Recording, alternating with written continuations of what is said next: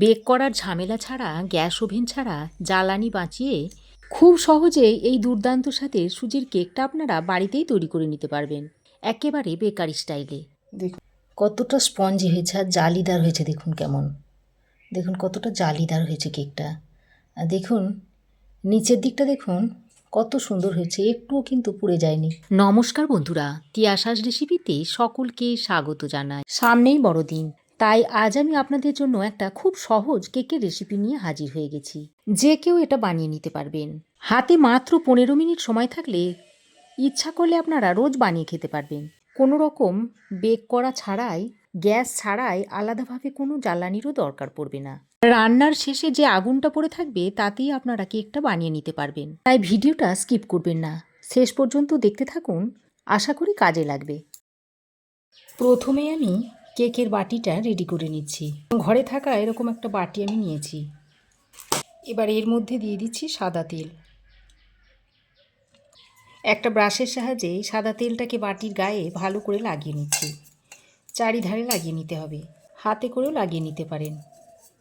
পুরো বাটির গায়ে আমি তেলটাকে এভাবে ব্রাশের সাহায্যে লাগিয়ে নিলাম। এবার আমি এই বাটির মধ্যে অল্প শুকনো ময়দা ছড়িয়ে দিচ্ছি। তারপর এইভাবে বাটির সারা গায়ে ময়দাটাকে লাগিয়ে নিতে হবে। আর যে এক্সট্রা ময়দাটা থাকবে সেটা ঝেড়ে ফেলে দিতে হবে। তো দেখুন কেক মোল্ডটা আমি রেডি করে নিয়েছি। এবার আমি কেকের ব্যাটারটা রেডি করে নেব। তার জন্য এরকম একটা বড় বাটি নিয়েছি, আর এই রকম একটা ঘরে থাকা ছোট্ট বাটি আমি নিয়েছি। তবে আপনারা চাইলে বাটি কিংবা কাপ বা যে কোনো কিছু আপনারা একটা নিয়ে নিতে পারেন। আর যে পাত্রটা নেবেন সেই পাত্রের মাপ করে কিন্তু সব কিছু দিয়ে দিতে হবে। আমি এখানে একটা মাঝারি সাইজের ঘরে থাকা বাটি নিয়েছি, আর এই বাটির মাপ করেই কিন্তু সব কিছু আমি নিয়ে নেব উপকরণগুলো। প্রথমে আমি এই বাটির মাপে 1 বাটি দুধ দিয়ে দিচ্ছি, আর ওই বাটির মাপে হাফ বাটি দিয়ে দিচ্ছি চিনি। এবার আমি এই চিনি আর দুধটাকে খুব ভালোভাবে মিশিয়ে নিচ্ছি। যতক্ষণ না চিনিটা গলে না যাচ্ছে সেই পর্যন্ত চিনিটাকে এইভাবে মিশিয়ে নিতে হবে। আর আমি 1 বাটি গরম জলের মধ্যে বাটি মতো পাউডার দুধ মিশিয়ে নিয়েছি, দিয়ে আমি একটা লিকুইড দুধ তৈরি করে নিয়েছি। সেই দুধটা আমি এখানে ব্যবহার করছি। আর এই দুধটা রুম টেম্পারেচারে নিয়ে এসে তারপর এতে ব্যবহার করছি। এখানে আপনারা চিনিটা গুঁড়ো করেও দিতে পারেন, তবে আমি চিনিটা গুঁড়ো করে দিলাম না। যেহেতু এটাকে আমি একটু রেস্টে রেখে দেবো, তাই গুঁড়ো করে না দিলেও চলবে। তো দেখুন চিনিটা আমি দুধের সঙ্গে খুব ভালো করে নেড়ে চেড়ে মিশিয়ে নিয়েছি। এবার ওই বাটির মাপে আমি নিয়ে নিচ্ছি 1 বাটি মতো সুজি। এবার এই সুজিটা এর মধ্যে দিয়ে দিচ্ছি, আর ওই বাটিরই হাফ বাটি মতো দিয়ে দিচ্ছি ময়দা। এবার দুধ, সুজি আর ময়দাটাকে খুব ভালো করে মিশিয়ে নিচ্ছি। এভাবে অনবরত নেড়েচেড়ে সব কিছুকে একসঙ্গে ভালো করে মিশিয়ে নিতে হবে। আর এইভাবে একই দিকে ঘুরিয়ে ঘুরিয়ে ব্যাটারটাকে রেডি করে নিতে হবে। এলোমেলো ঘোরালে কিন্তু ব্যাটারটা ভালোভাবে রেডি হবে না। সুজি, ময়দা আর দুধটাকে আমি খুব ভালো করে মিশিয়ে নিয়েছি।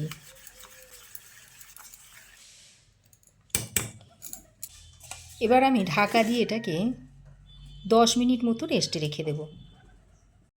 তো দেখুন 10 মিনিট পর আমি ফিরে এসেছি, আর সুজিটা দেখুন খুব ভালোভাবে সেট হয়ে গেছে।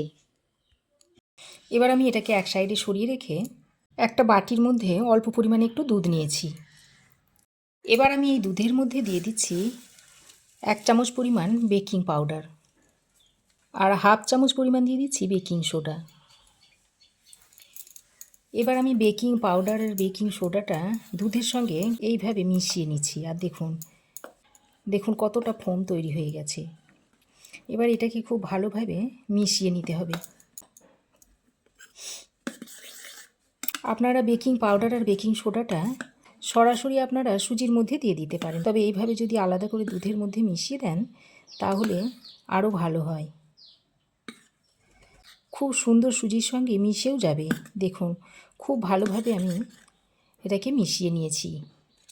এবার আমি এটাকে সুজির মধ্যে দিয়ে দিচ্ছি।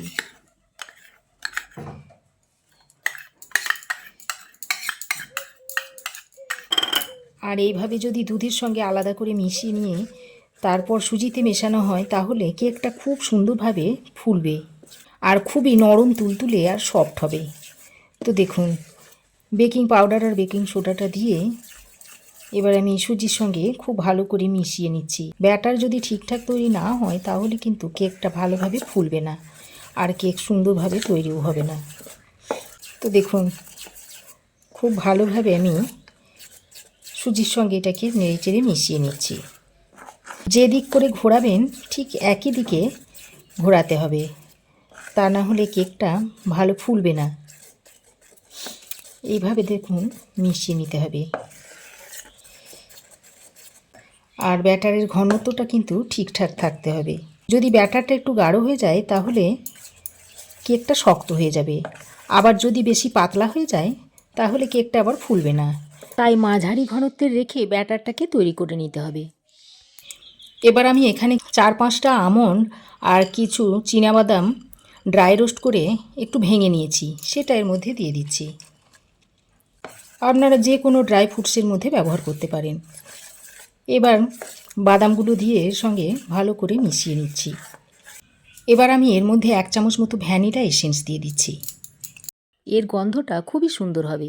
তবে ভ্যানিলার বদলে আপনারা এলাচের গুঁড়োটাও দিয়ে দিতে পারেন, আবার কিছু নাও দিতে পারেন। আবারও সুজির সঙ্গে ভালো করে মিশিয়ে নিচ্ছি।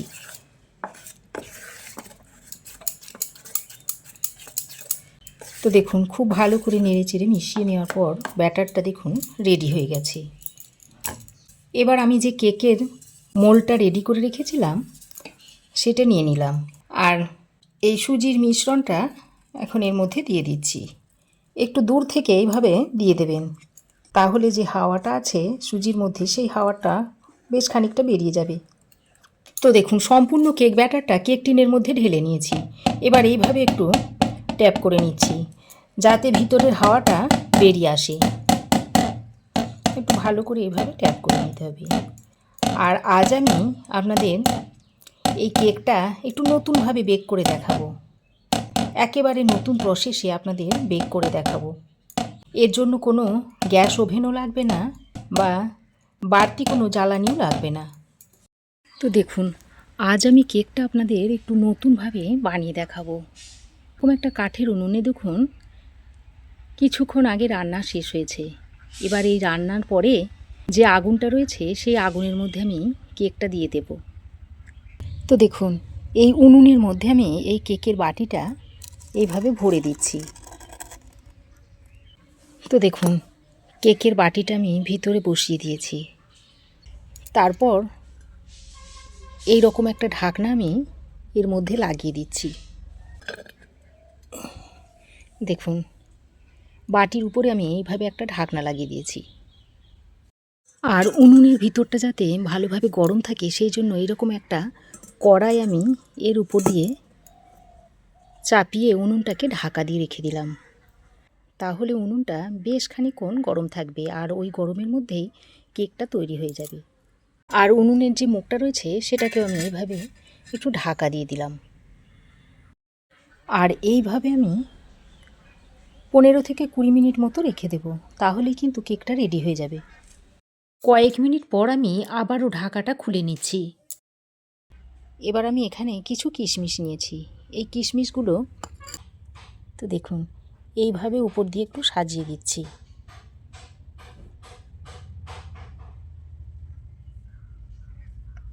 কিশমিশগুলো দিয়ে আমি সাজিয়ে দিয়েছি কেকটাকে। তারপর আবার ওই ঢাকনাটা লাগিয়ে দিচ্ছি।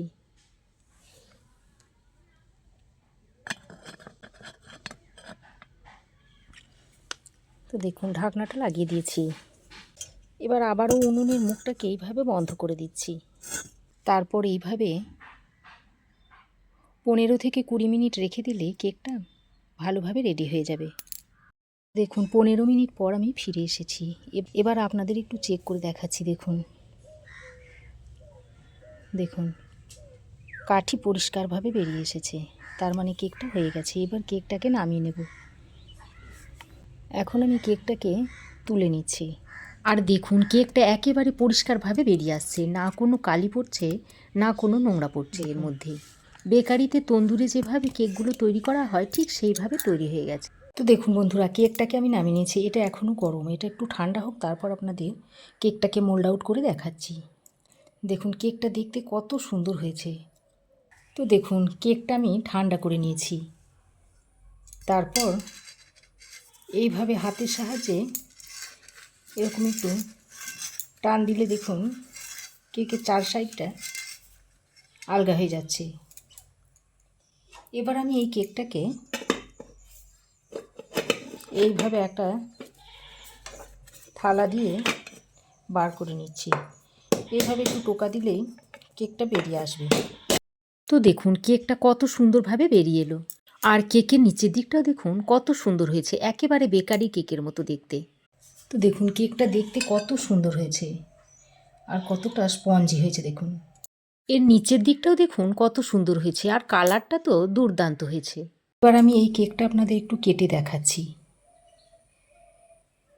দেখুন কতটা নরম হয়েছে দেখুন।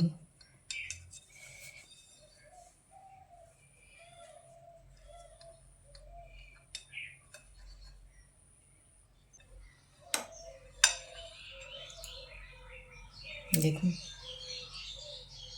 কতটা স্পঞ্জি হয়েছে, একেবারে তুলোর মতো নরম তুলতুলে হয়েছে। দেখুন মুখে দেওয়া মাত্রই মিলিয়ে যাবে।